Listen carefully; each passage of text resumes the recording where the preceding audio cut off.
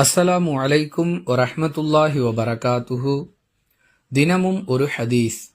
ஒருவர் தமக்கு முன்னால் தடுப்பை ஏற்படுத்தி தொழுது கொண்டிருக்கும் நிலையில் யாராவது அவருக்கு குறுக்கே சென்றால் தொழுபவர் குறுக்கே செல்பவரை தடுக்க வேண்டும். அவர் தொடர்ந்து எதிர்த்தால் தொழுபவர் குறுக்கே செல்பவருடன் சண்டையிட வேண்டும். ஏனெனில் தொழுபவருக்கு குறுக்கே செல்பவர் நிச்சயமாக ஷைத்தான் ஆவார் என்று அல்லாஹுவின் தூதர் ஸல்லல்லாஹு அலைஹி வஸல்லம் அவர்கள் கூறியதாக சாபித் ரதியல்லாஹு அன்ஹு அவர்கள் அறிவிக்கிறார்கள். நூல் புகாரி, ஹதீஸ் எண் 509. மேலும் இந்த கருத்திற்கு வலு சேர்க்கும் விதமாக புகாரியில் இடம்பெறக்கூடிய 510வது ஹதீஸ் அமைந்திருப்பதை பார்க்கிறோம்.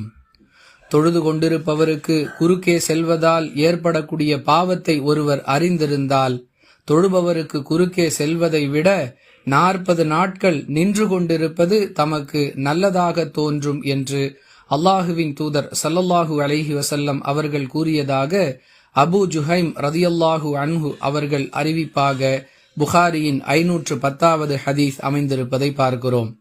அன்பிற்குரிய அல்லாஹுவின் நல்லடியார்களே, சுருக்கமாக சொன்னால் தொழுபவர்களுக்கு குறுக்கே செல்வது தவறு என்பது இந்த 2 ஹதீசுகளும் நமக்கு சொல்லக்கூடிய பாடம்.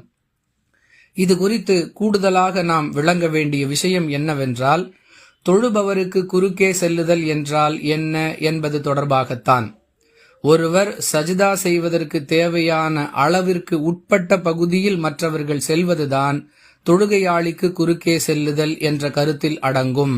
சஜிதாவுடைய எல்லையை கடந்து ஒருவர் தொழுபவருக்கு குறுக்கே சென்றால் அது தொழுபவருக்கு குறுக்கே செல்லுவதாக ஆகாது என்பதையும் நாம் விளங்கலாம். அதற்கு ஆதாரமாக நாம் குறிப்பிட்ட புகாரியின் 509வது ஹதீஸ் அமைந்திருக்கிறது. அதாவது, தொழுபவர் குறுக்கே செல்பவருடன் சண்டையிட வேண்டும் என்ற வாசகத்தை வைத்து பார்க்கும் பொழுது தொழுது கொண்டிருப்பவர் குறுக்கே செல்பவரிடம் எப்பொழுது சண்டையிட முடியும்? தாம் சஜிதா செய்யக்கூடிய எல்லைக்குள் ஒருவர் வந்தால்தான் அவரை தள்ளிவிட முடியும். அந்த எல்லையை கடந்து தொலைவில் செல்லக்கூடிய ஒருவரோடு தொழுபவரால் சண்டையிட முடியாது. இந்த வாசகமே நமக்கு இந்த கருத்தை தெளிவுபடுத்துகிறது. வேறுபாட்டை புரிந்து நடந்து கொள்வோம். வாஹிரு தஅவானா அனில் ஹம்துலில்லாஹி ரப்பில் ஆலமீன். அஸ்ஸலாமு அலைக்கும் வரஹ்மத்துல்லாஹி வபரகாத்துஹு.